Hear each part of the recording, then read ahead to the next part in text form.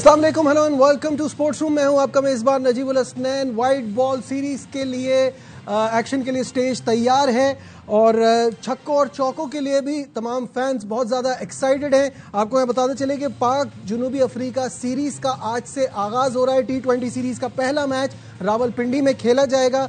Breast cancer awareness के लिए pink Jersey में पाकिस्तान टीम दिखेगी। मैच आप देख सकेंगे ए स्पोर्ट्स। जी हाँ, तो मुकाबला बड़ा ज़बरदस्त होगा। पाकिस्तान टीम ऑब्वियसली आपको पता है कि ट्राई सीरीज जीती हुई है, एशिया कप का फाइनल खेला हुआ है। सामने जो अपोनेंट है उसके बारे में क्या कहें, वो T20 वर्ल्ड कप की फाइनलिस्ट है और पिछली बार जब ये दोनों टीमें आमने सामने आई थी तो 3-0 से कामयाबी हासिल की थी जनूबी अफ्रीका ने। ये बात और है कि उनके कोई 8-9 खिलाड़ी नहीं है, 6-7 मेन खिलाड़ी नहीं है। पाकिस्तान को तो फिर ऐसी टीम की आदत है, हमारे यहाँ तो नॉर्मली बी और सी टीमें आती हैं। अब्दुल रऊफ हमारे साथ होंगे, इस पर हम बात करेंगे, लेकिन इससे पहले जो अभी की रीसेंट अपडेट है वो नाजरीन आपको बताते चलें। कौमी क्रिकेटर्स के सेंट्रल कॉन्ट्रैक्ट का मामला, जिसमें विकेटकीपर मोहम्मद रिजवान ने सेंट्रल कॉन्ट्रैक्ट पे दस्तखत करने से इनकार कर दिया है। पाकिस्तान क्रिकेट बोर्ड ने 30 कौमी क्रिकेटर्स को सेंट्रल कॉन्ट्रैक्ट पेश किए हैं, जिनमें से मोहम्मद रिजवान ने दस्तखत करने से इनकार कर दिया है। हमारे साथ हैं शहजाद मलिक, हमारे नुमाइंदा लाहौर से, वो अपडेट करेंगे इस हवाले से। जी शहजाद। नजीब, बिल्कुल इस तरह की इत्तलात आ रही हैं। हमारे ज़राए का कहना है कि पीसीबी ने 30 खिलाड़ियों को जो है वो सेंट्रल कॉन्ट्रैक्ट दिए थे, जिनमें से सिर्फ मोहम्मद रिजवान ने जो है उनके कुछ मुतालबात थे तो वो नहीं माने गए, और ज़राए का ये भी कहना है कि पीसीबी उनके मुतालबात मानेगा भी नहीं।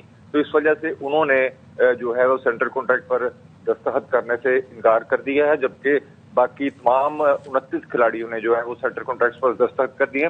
मोहम्मद रिजवान को सेंट्रल कॉन्ट्रैक्ट की बी कैटेगरी में शामिल किया गया था। जी, तो कुछ अभी इसके बारे में अपडेट है कि वो इनके मुतालबात हैं क्या? अभी तक तो मुतालबात के बारे में इल्म नहीं हो सका, लेकिन उन्होंने जो मुतालबात रखे थे उनको जो है वो पीसीबी ने जो है वो मानने से इनकार कर दिया है। ठीक है, बहुत शुक्रिया शहजाद मलिक, हमारे नुमाइंदे हमारे साथ थे और इस हवाले से हमें अपडेट कर रहे थे। अब्दुल रऊफ हमारे साथ हैं। रऊफ, बहुत सारी चीज़ें बड़ी अजीब व गरीब चल रही हैं पाकिस्तान टीम में। तो सबसे पहले जो सिलेक्शन एक इतना बड़ा मसला होता है ना, जो टीम में आता है वो क्यों आता है, और जो टीम से जाता है और वो क्यों जाता है, और जाने वाला वापस कैसे आता है, ये सब पे एक सवालिया निशान होता है। क्या कहेंगे? देखिए, बिल्कुल सही कह रही है, और मेरा ख्याल है कि इसमें पाकिस्तान क्रिकेट बोर्ड ही रिस्पॉन्सिबल है, क्योंकि जब आपकी वहाँ पे एक कंसिस्टेंसी नहीं है, जब आपका वो चेयरमैन बार बार चेंज हो रहे हैं, फिर आपकी सिलेक्शन कमेटी चेंज हो रही है, फिर आपकी जो कोचेज हैं वो बार बार चेंज हो रहे हैं, फिर आपका जो टीम मैनेजमेंट है वो चेंज हो रही है, तो इसी तरह फिर प्लेयर्स की भी शफलिंग चल रही है। तो समझ नहीं आ रही कि ये क्या करना चाह रहे हैं, क्योंकि एक कोई लॉन्ग टर्म पॉलिसी नहीं है, कोई इसमें विजन है नहीं जिसपे चल के ये टीम को आगे बना सकें। ये कुछ प्लेयर्स को, सीनियर प्लेयर्स को जो परफॉर्म नहीं कर रहे होते उनको निकालते हैं, एक कोच निकालता है, दूसरी सिलेक्शन कमेटी आती है, फिर वो एक पहले वाला यंगस्टर्स को लाता है, दूसरी सिलेक्शन कमेटी आती है, जिनको निकाला होता है उनको वापस ले आते हैं, और जो यंगस्टर्स होते हैं उनको निकाल दिया जाता है। तो ये अजीबोगरीब किस्म की एक खिचड़ी है जिसका ना कोई सर है ना पाँव है, और जब तक इसको, मेरा ख्याल है कि कंसिस्टेंसी बोर्ड में नहीं आएगी उस वक्त तक बड़ा मुश्किल होएगा इसको आगे चलाना। ठीक है, कुछ प्लेयर्स की बात कर लेते हैं, उसके बाद फिर आज के मैच के ऊपर पूरा आपका एनालिसिस लेंगे। पहले मैं ये जानना चाहूंगा, जैसे हमने कमबैक की बात की तो नसीम शाह और बाबर आजम का कमबैक हो रहा है। मेरा वही सवाल है कि इस बीच में इन्होंने खेला क्या ऐसा जिसके बाद इनको अब वापस लाया जा रहा है। एक्चुअली तो अगर बाबर आजम की जरूरत पड़ती तो वो एशिया कप में पड़ सकती थी। यहाँ तो सामने एक वीक ऑपोजिशन है, यहाँ तो वो अपनी आगे की तैयारी कर रहे हैं, हम वापस पीछे की तरफ जा रहे हैं। देखिए, इसीलिए जो फॉरेनर टीमें ज्यादातर अपनी बी या सी टीम को पाकिस्तान के टूर पे भेजती हैं, और प्रिपरेशन का इनका सही टाइम भी था। जब आइडियल आप जिम्बाब्वे के खिलाफ खेल रहे थे, आप उसके खिलाफ यूएई के खिलाफ खेल रहे थे, आप अफगानिस्तान के खिलाफ खेल रहे थे, या श्रीलंका के खिलाफ, तो वो प्रिपरेशन का टाइम था, उसमें यंगस्टर्स को चांस देते। आपने देखे एशिया कप से पहले भी जो आपके 5 यंगस्टर्स थे उनको आपने बेंच पे ही बिठा के रखा, उसमें वसीम को नहीं खिलाया आपने, सैन तलत को नहीं खिलाया, खुशदिल को नहीं खिलाया, उसके बाद हसन अली भी बाहर बैठा रहा। तो फिर फ्रॉम नो वे जब एशिया का मेगा इवेंट आया आपका, तो आपने उन 5 को मैचेस खिलाने शुरू कर दिए। तो अब बाबर आजम को दोबारा वापस लेकर आ गए हैं, जबकि आपको यंगस्टर्स को यहाँ पे कैरी ऑन करना चाहिए था। आपके रफात मनास है, मेहरान मुमताज है आपका, उसके बाद आपका जोसीबुल्ला खान है, और कई यंगस्टर्स हैं जो अपना वेट कर रहे हैं, जिन्होंने परफॉर्म किया डोमेस्टिक में। तो आप फिर सबको निगलेक्ट करके आप फिर उन्हीं को वापस ला रहे हैं जो सीनियर प्लेयर्स हैं, आप उनको बार बार। तो इसमें फिर फॉल्ट मेरा ख्याल है कि जो आपकी मैनेजमेंट है उसका आ जाता है कि उनको पता नहीं है कि प्रोग्रेस करनी किस तरीके से है, यंगस्टर्स को कहाँ पे इंडल्ज करना है, जो आपके सीनियर प्लेयर्स हैं उनको किस टाइम पे रिक्रूट करके उनको खिलाना है। बिल्कुल ठीक है। शाहिद हाशमी साहब और स्पोर्ट्स कॉरेस्पॉन्डेंट उन्होंने कर लिया है, शाहिद साहब से बात करेंगे। शाहिद साहब, सबसे पहले तो ये जानना चाहूंगा, आपके पास कोई अपडेट है टीम के हवाले से? तो हम बाद में बात करेंगे। पहले ये बताइए कि मोहम्मद रिजवान ने सेंट्रल कॉन्ट्रैक्ट पे दस्तखत करने से इनकार कर दिया है और उन्होंने कुछ मुतालबे रखे हैं जिसके बारे में कहा जा रहा है कि पीसीबी उनको मानेगा नहीं। तो ये कहाँ कोई डेडलॉक आ रहा है, कुछ आ रही है ऐसी सिचुएशन? बिल्कुल ऐसा ही है। एक वाहिद मोहम्मद रिजवान रह गए थे जिन्होंने सेंट्रल कॉन्ट्रैक्ट साइन नहीं किया था, और काफी अरसा हो गया सेंट्रल कॉन्ट्रैक्ट अनाउंस हुए हुए, कोई एक कैटेगरी में प्लेयर नहीं था, रिजवान बी कैटेगरी में है। तो उन्होंने शायद वजूहात पूछी हैं, जरा ये बता रहे हैं कि उन्होंने वजूहात पूछी हैं कि उन्हें कप्तानी से क्यों हटाया और उन्होंने उनको T20 की टीम में क्यों नहीं शामिल किया गया। तो एक तरह से महाजाराई टाइप हो गई है मोहम्मद रिजवान की पाकिस्तान क्रिकेट बोर्ड के साथ, और सेंट्रल कॉन्ट्रैक्ट पे साइन ना करना उसी की एक तरफ निशानदेही है। तो क्या शायद साहब आप समझते हैं जब जाहिर है बोर्ड के पास क्लैरिटी नहीं होगी चीजों की, तो फिर इस तरह की चीजें तो आएंगी ना? देखिए, सिर्फ ये एक रिजवान का ही मामला नहीं है। डोमेस्टिक क्रिकेट जो खेल रहे हैं इस वक्त फर्स्ट क्लास क्रिकेट चल रही है, और टीमें 10 टीमें खेल रही हैं कायद आजम ट्रॉफी। और सीजन से पहले जो जिस तरह माहाना कॉन्ट्रैक्ट दिए जाते थे उसमें भी बड़ी जबरदस्त कमी की गई है। जिन प्लेयरों को एक कॉन्ट्रैक्ट में तकरीबन 5 लाख रुपए मिलते थे उनको अब 3 लाख के करीब मिल रहे हैं। डोमेस्टिक क्रिकेट में भी बहुत से क्रिकेटर्स ने अभी तक वो कॉन्ट्रैक्ट साइन नहीं किए हैं। तो एक तरह से जो नीचे की तरफ जा रहे हैं कॉन्ट्रैक्ट, मुआवजों में कमी हो रही है, उससे खिलाड़ी परेशान है, ना सिर्फ इंटरनेशनल खिलाड़ी बल्कि डोमेस्टिक खिलाड़ी। रऊफ, इस पर आप क्या कहेंगे इन दोनों चीजों पे जो शाहिद साहब ने डोमेस्टिक के हवाले से भी बताया और रिजवान का सेंट्रल कॉन्ट्रैक्ट ना साइन करना? देखिए, इसमें भी वही जो आपकी बोर्ड की इनकंसिस्टेंसी या मिसमैनेजमेंट है कि आप बास ऐसे प्लेयर्स को उठाकर खिलाते हैं जिनका सेंट्रल कॉन्ट्रैक्ट में नाम ही नहीं होता। आपने देखे कि अभी 2 महीने नहीं हुए, आपने सेंट्रल कॉन्ट्रैक्ट अभी प्लेयर्स ने उस पर साइन नहीं किए, आपने फ्राम बाहर से पकड़ के प्लेयर खिलाने शुरू कर दिए। आसिफ अफरीदी कौन से सेंट्रल कॉन्ट्रैक्ट में शामिल था? उसके बाद शादाब खान जो सेंट्रल कॉन्ट्रैक्ट की बी कैटेगरी में शामिल है, तो उसने कितने मैचेस खेले? अभी तक तो आपने अनफिट बंदे को सेंट्रल कॉन्ट्रैक्ट दे दिया। हसन अली को आपने 1 मैच खिलाया और सेंट्रल कॉन्ट्रैक्ट के बाद बी कैटेगरी में उसको शामिल किया। अब अगले साल तक जब तक वो सेंट्रल कॉन्ट्रैक्ट खत्म नहीं होता वो पाकिस्तान की तरफ से कोई मैच नहीं खेलेगा।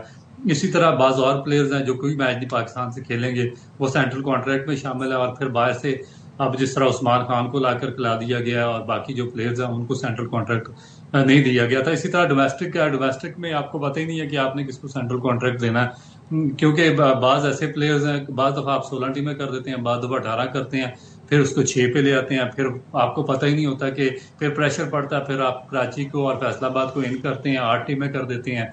तो इसमें क्या सेंट्रल कॉन्ट्रैक्ट ये किस किस्म का देंगे? क्योंकि इनको तो प्लेयर्स की क्रेडिबिलिटी का ही नहीं पता कि कौन सा प्लेयर 3 लाख का, कौन सा 5 लाख का, कौन सा 1 लाख का भी नहीं है। अब ये कई प्लेयर ऐसे हैं जो डिजर्व ही नहीं करते फर्स्ट क्लास क्रिकेट खेलना और उनको बड़े मुआवजे दिए गए हैं पिछले कई सालों में, और बाज ऐसे जो टॉप क्लास प्लेयर्स थे उनको कुछ भी नहीं दिया गया। तो इस तरह फिर ये चीजें तो चलती रहेंगी। बिल्कुल, ये इश्यूज तो हमारी क्रिकेट के साथ चल ही रहे हैं और वो जाहिर है गेम पे अफेक्ट भी कर रहे हैं। शाहिद साहब, अभी आपके आने से पहले बात हो रही थी रऊफ से पाकिस्तान की सिलेक्शन के हवाले से। आप मुझे बताइएगा आज क्या आपके हिसाब से क्या 11 खेल रहे हैं, कौन टीम में जगह बनाने में कामयाब हो रहा है? देखिए, जब से माइक हसन ने कोचिंग संभाली है मई 2025 से, तो अब तक पाकिस्तान की टीम में साउथ अफ्रीका का जो स्क्वाड है उसको मिलाकर 26 खिलाड़ी सेलेक्ट हुए हैं। कुछ खिलाड़ी आते हैं फिर चले जाते हैं। जो फॉरेन कोचेज होते हैं ये ट्रायल एंड एरर बेसिस पे काम करते हैं, ये देख रहे हैं कि किस पोजीशन के लिए मुझे कौन से लड़के चाहिए।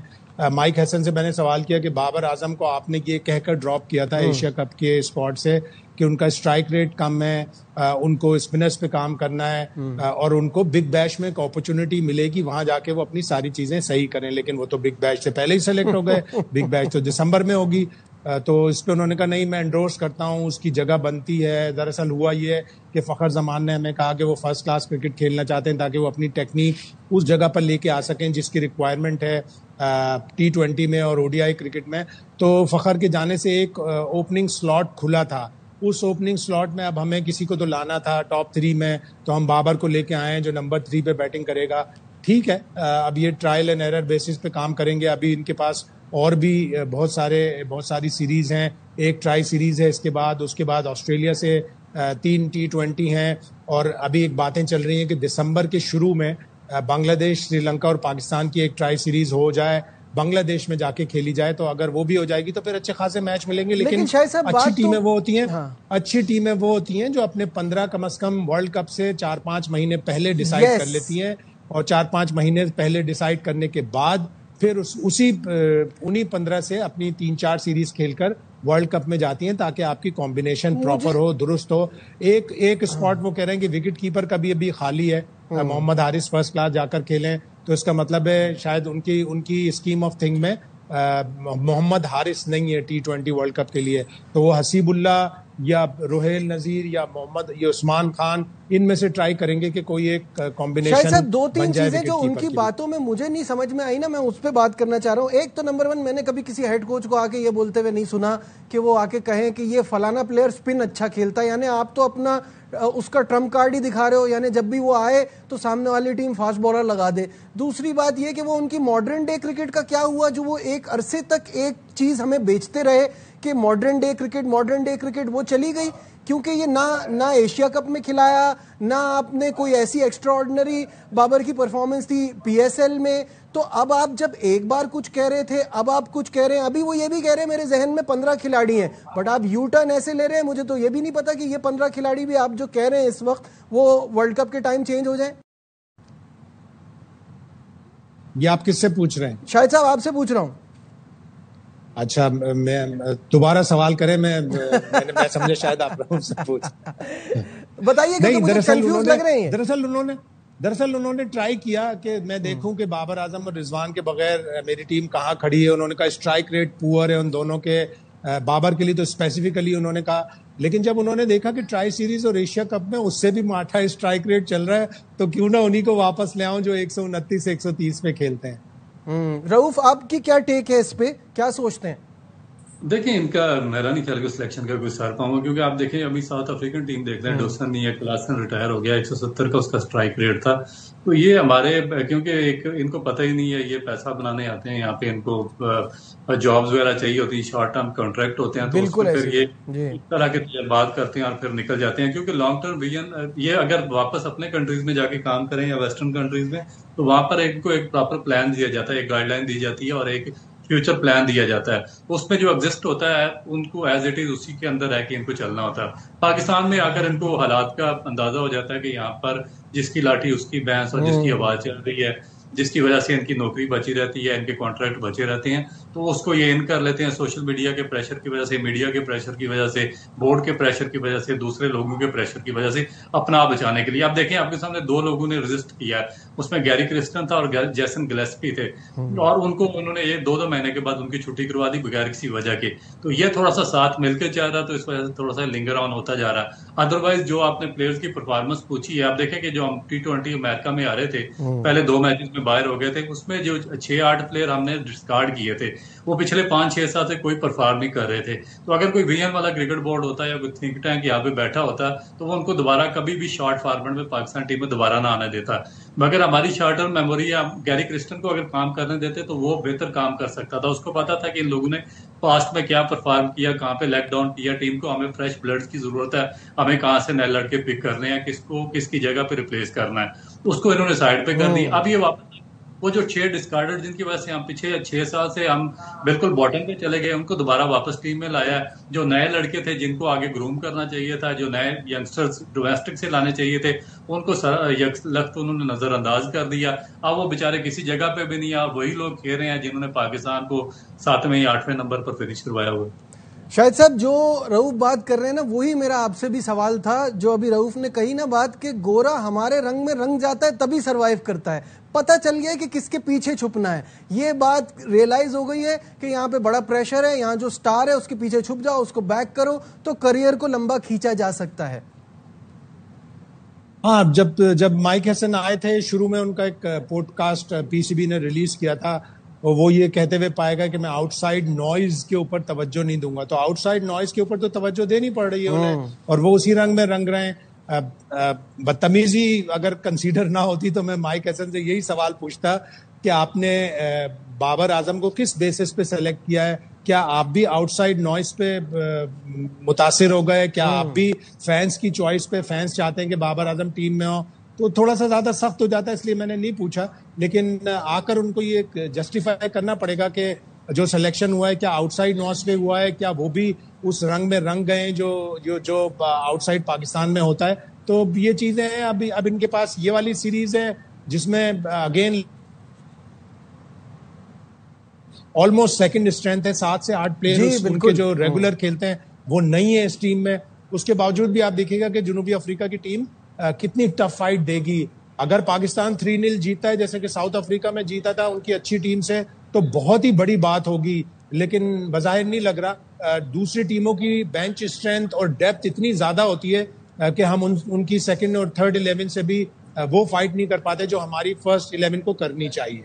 रऊफ, पाकिस्तान के लिए बड़ा ज़बरदस्त मौका, और जिन तमाम खिलाड़ियों की हमने बात की उनके लिए भी बड़ा अच्छा मौका है, क्योंकि इनके 6-7 मेन प्लेयर तो नहीं है, वैसे तो 8-9 प्लेयर नहीं है, लेकिन इसका पूरा फायदा उठाने का चांस है अपनी कंडीशन में। कैसा देखते हैं? बिल्कुल चांस है, क्योंकि पाकिस्तान के ये प्लेयर काफी अरसे से खेल रहे हैं, लंबे अरसे से इनको एक्सपोजर दिया गया, पाकिस्तान से बेताशा इनको क्रिकेट खिलाई गई है, बार बार इनके फेलियर के बावजूद इनको दोबारा इंडक्ट किया गया, और फिर गोल्डन अपॉर्चुनिटी है कि जो एक्सपीरियंस प्लेयर्स थे साउथ अफ्रीकन के वो भी मिसिंग है। 7-8 जो उनके मेन स्ट्रीम प्लेयर्स थे वो पाकिस्तान के टूर पे नहीं आ रहे, और जो नए आते हैं उनको डेफिनेट मुश्किल होता है, क्योंकि जो सब कॉन्टिनेंट में कंडीशंस होती हैं पिचेस की, उनसे एडजस्ट होना, फिर यहाँ पर बैटिंग करना और बॉलिंग करना, तो वो थोड़ा सा मुश्किल होता है, तो उस पर उनको चार्ज किया जा सकता है। मगर इसमें मेरा एक और भी क्वेश्चन है कि देखें, ये आप बता दें या शायद भाई से पूछ लें कि ये जो फखर जमान का एक पीछे इंसिडेंट हुआ था जब बाबर आजम को निकाला गया था और उन्होंने एक ट्वीट किया था, तो उस पर उनको काफी ज्यादा पनिशमेंट का भी सामना रहा, पाकिस्तान क्रिकेट बोर्ड से भी क्वेश्चन हुए उन पे। तो क्या फखर जमान ने इस पॉइंट ऑफ व्यू से रेस्ट किया कि वो फर्स्ट क्लास क्रिकेट खेलना चाह रहे हैं, या वो बाबर आजम के लिए एक दफा फिर उन्होंने सैक्रिफाइस किया, अपनी जगह की कुर्बानी दी है? बड़ा इंपॉर्टेंट सवाल है शाहिद साहब, क्योंकि पहले सवाल ये बन रहा था कि बाबर आएंगे तो खेलेंगे किसकी जगह। अब जब फखर जमान फर्स्ट क्लास खेलने चले गए तो जगह तो खुद ही बन गई है, तो क्या कहेंगे इस पे? देखिए, फखर जमान यहाँ खेल रहे थे, उन्होंने एबटाबाद की कप्तानी की, गलबन 2 मैचों में कप्तानी की, और इस्लामाबाद के होटल में ही ठहरे हुए थे, तो उनसे कोई सच बात हो नहीं सकी। तो ये माइक हैसन का बयान है, और माइक हैसन जाहिर है दरोग गोई से काम नहीं लेंगे। उन्होंने कहा कि फखर जमान ने खुद कहा कि मैं ये सीरीज में रेस्ट करना चाहता हूं और मैं फर्स्ट क्लास क्रिकेट खेलना चाहता हूं, ताकि मैं उस स्टेज पे पहुंच जाऊं जहां पर के मेरी जरूरत है। तो अभी तो वो फर्स्ट क्लास क्रिकेट नहीं खेल रहे, और अगर वो रिजर्व के साथ हैं तो वो स्क्वाड का या तो साथ में होने चाहिए थे, या अगर नहीं है तो ये जाहिर है बात फखर जमान ही बता सकते हैं या माइक हैसन बता सकते हैं। तो अब ये कुर्बानी दी है या वाकई वो जेन्युइनली फर्स्ट क्लास क्रिकेट के लिए रेस्ट कर रहे हैं सीरीज में, ये तो हम माइक हैसन के ही जो बयान है उसके ऊपर अगर हम एतमाद करें कि अगर फखर ने खुद कहा है और वो फर्स्ट क्लास क्रिकेट खेलकर फिर ओडीआई सीरीज खेलेगा ताकि उस टेक्निक के साथ आ जाए जहां के वो चाहता है कि उसकी टेक्निक हो, तो हम इनके वर्ड्स पर बिलीव करते हैं। सही है, चलिए ठीक है। अब आखिरी प्रोग्राम में कुछ आखिरी मिनट रह गए हैं, तो उस पर हम जल्दी से बात कर लेते हैं। चेस करने का रिकॉर्ड यहाँ पिंडी में बहुत ज़बरदस्त है, तो रऊफ आपको क्या लगता है क्या स्कोर होना चाहिए? पीएसएल में तो हमने 250-250 भी देखा हुआ है, यहाँ पे कितना स्कोर इनफ होना चाहिए और क्या स्ट्रैटेजी होनी चाहिए? देखिए, जो पिंडी में हम लास्ट टाइम, आपको भी याद होगा, पीएसएल के मैचेस हुए T20 पे, तो हम पे थोड़ा सा उसको सामने रखे ही हम अपना जो एक आइडिया देंगे कि उसमें तो बड़े बड़े स्कोर 190 भी चेंज हुआ, उसमें 210 बड़े बड़े स्कोर चेंज हुए हैं। तो अब एक तो पाकिस्तान की कोशिश होगी कि टॉस जीतकर वो सेकंड बैटिंग करे, और फिर सेकंड बैटिंग में क्योंकि पाकिस्तान के जो बॉलर्स हैं, नसीम शाह यहाँ पर बहुत ज्यादा क्रिकेट खेले हुए हैं, क्या उनको खिलाते हैं कि नहीं, शाहीन अफरीदी यहाँ पे खेले हुए हैं, तो अब इशू ये है कि अब साउथ अफ्रीका को अब पाकिस्तान को रिस्ट्रिक्ट करना पड़ेगा 160 या 165 पे, तो उसके बाद मेरा ख्याल है कि बड़ा इजी हो जाएगा पाकिस्तान के लिए अगर पिच वही होती है। अगर पिच, क्योंकि ये जो अभी टेस्ट मैचेस में टोटली इन्होंने चेंज कर दिया था पिचेस का बिहेवियर वगैरह, तो अब थोड़ा सा एक तो वेदर भी कूल डाउन हुआ, थोड़ा सा मॉइस्चर भी उसमें आ जाएगा जो पिंडी इस्लामाबाद की जो कंडीशंस है, तो अब उसमें अब वेदर के अब देखना पड़ेगा कि पिचेस इन्होंने बहुत ज्यादा ड्राई उसी तरीके से की है जिस तरह टेस्ट मैचेस की है, या उसको एज इट इज रहने दिया नेचर पर कि नेचुरली जो सनलाइट में जो ड्राई होती रही है। तो इसका भी एक बड़ा वाज़ेह एक फर्क नजर आएगा। अगर तो नेचुरल सनलाइट में हुई है तो फिर उसमें डेफिनेट आ जाएगी आपकी मॉइस्चर आ जाएगा। तो अगर इनको दूसरे तरीके से ड्राई डाउन किया गया है तो फिर मॉइस्चर बिल्कुल भी नहीं होगा, फिर उसमें मेरा ख्याल है कि थोड़ा सा स्पिनर्स को सपोर्ट मिलेगी। ठीक है शाहिद साहब, पिच तो आपको मौका मिला है देखने का, आप वहां मौजूद हैं, बताइए क्या एक्सपेक्ट कर रहे हैं आप, कितना हाई वोल्टेज मुकाबला होगा? देखिए पिच तो अच्छी लग रही है, थोड़ी थोड़ी ग्रीन भी लग रही है, फर्म लग रही है, और जो जनूबी अफ्रीका के कप्तान हैं डोनोवन फरेरा, उन्होंने भी कहा कि पिच अच्छी बैटिंग पिच लग रही है। तो अगर पाकिस्तान बैटिंग करे, हमारी तो हमेशा तमन्ना होती है कि 200 क्रॉस करे। इस पूरी ट्राई सीरीज में और एशिया कप में पाकिस्तान ने एक ही दफा 200 क्रॉस किया पहले बैटिंग करते हुए यूएई के खिलाफ। तो यूएई के बॉलिंग अटैक में और साउथ अफ्रीका के बॉलिंग अटैक में तो काफ़ी फ़र्क है, उनके प्लेयरों के एक्सपीरियंस में भी काफ़ी फ़र्क है। वो अपनी यहाँ लीग भी खेलते हैं, उनके यहाँ T20 रैम स्लैम भी होता है, तो उनकी बॉलिंग बहुत अच्छी है। लेकिन हमारी हर दफ़ा तमन्ना यही होती है कि अल्लाह करे पाकिस्तान 200 प्लस करे। जी, 200 प्लस करने की पाकिस्तान की कैपेबिलिटी इस वक्त लग रही है अगर पहले खेलता है, क्योंकि मैंने पहले भी कहा कि रिकॉर्ड कह रहे हैं चेस करना जो है वो यहाँ ज़्यादा सूट करेगा। तो फाइनल थॉट्स रऊफ, फिर क्लोजिंग करेंगे। देखिए मेरा कर तो सकता है क्योंकि जो बॉलिंग लाइन है उसमें इतनी ज्यादा डेप्थ है नहीं है, उनके जो मेजर फास्ट बॉलर्स हैं वो भी नहीं है यहाँ पे, जो स्पिनर्स हैं उनको भी जॉर्ज डेंडे यहाँ पे PSL में काफी उन्होंने क्रिकेट खेली है यहाँ पे, उनके अलावा कोई मुझे ऐसा कोई एक्सपीरियंस, या नगेडी है उनके अलावा कोई इतना बड़ा एक्सपीरियंस बॉलर नजर नहीं आ रहा जो साउथ अफ्रीकन जो बॉलिंग लाइन है। तो मेरा ख्याल है कि इनके खिलाफ तो पाकिस्तान को पिंडी की पेज पे 200 रन तो करने चाहिए। बिल्कुल ठीक है। Former fast bowler Abdul Rauf और our sports correspondent Shahid Hashmi sahab हमारे साथ थे। नाज़रीन आपको बताएं कि ए स्पोर्ट्स पर यह मुकाबला आप बराह रास्त देख सकेंगे। पाकिस्तान जनूबी अफ्रीका का पहला T20 मैच। फिलहाल दीजिए अपने मेजबान नजीबुल हसनैन को इजाजत। अपना बहुत ख्याल रखिए। अल्लाह हाफिज।